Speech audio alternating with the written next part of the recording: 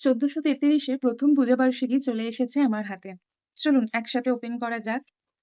আনন্দবাজার পত্রিকা এবং আনন্দমেলা দুটি পূজাবার্ষিকী প্রকাশিত হয়ে গেছে। কয়েকদিন হলো হয়েছে। তবে আমি বইটি জাস্ট সংগ্রহ করেছি। আমি আনন্দবাজার পত্রিকার পূজাবার্ষিকীটা সংগ্রহ করলাম।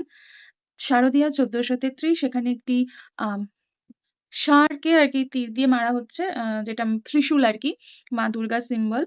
আম আমার খুব একটা পছন্দ হয়নি প্রচ্ছদটা। প্রচ্ছদটা আরো সুন্দর করা যেত বলে আমার মনে হয়েছে। এটা মোটামুটি ঠিকঠাক।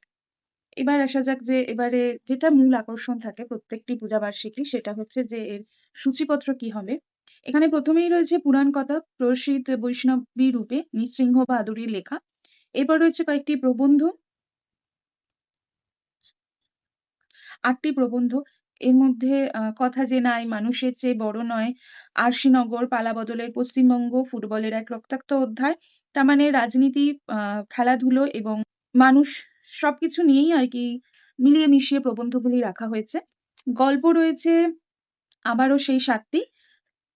সরঞ্জিৎ চক্রবর্তীর লেখা দোয়েল, ইন্দ্রনীল সান্যালের জীবনসঙ্গী, উল্লাস মল্লিকের রিকা রায়ের সুকুমারের চেয়ার, অরিন্দম চট্টোপাধ্যায়ের শুশ্রূষা পর্ব, বিতান শিকদারের গান আর তারপর, সায়ন্তনী ভট্টাচার্যের তারাবাতি আলোর ফুলকি, আর সুব্রত নাগের রিজু। টোটাল ৮টা, ৭টা নয় ৮টা গল্প। তবে এখানে দেখলাম উপন্যাস কিছু নেই। এখানে প্রবন্ধ এবং গল্প, উপন্যাস টাইপের কিছু নেই। এর মধ্যে সরঞ্জিৎ চক্রবর্তী, ইন্দ্রনীল সান্যাল, উল্লাস মল্লিক, এই ৩ জন লেখকের নাম আমার চেনা। আমি পড়েছি। কিন্তু বাকি যে কজন আছেন, সাগরিকা রায়, অরিন্দম চট্টোপাধ্যায়, বিতান শিকদার, সায়ন্তনী ভট্টাচার্য, সুব্রত নাগ, এদের কারুর লেখা আমার মনে হচ্ছে না আমি এর আগে পড়েছি। তবে সাগরিকা রায়ের নামটি চেনা, চেনা লাগছে। হয়তো পড়েছি কোনো পূজাবার্ষিকীতে। তবে বর্তমানে আমি মনে করতে পারছি না।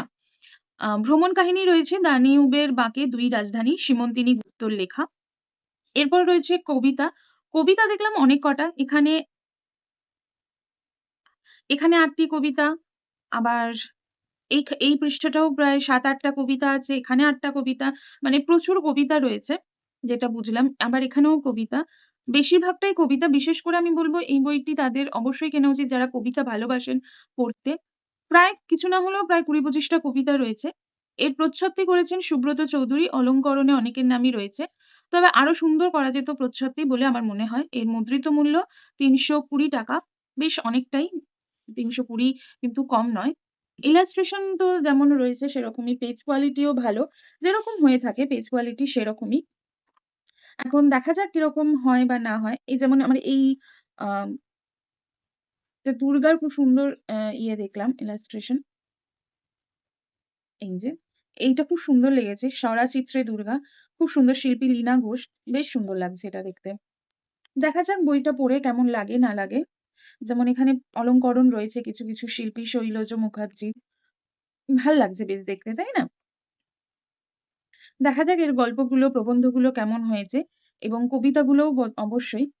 প্রবন্ধগুলো পড়ার জন্য আমি ভীষণই আগ্রহী।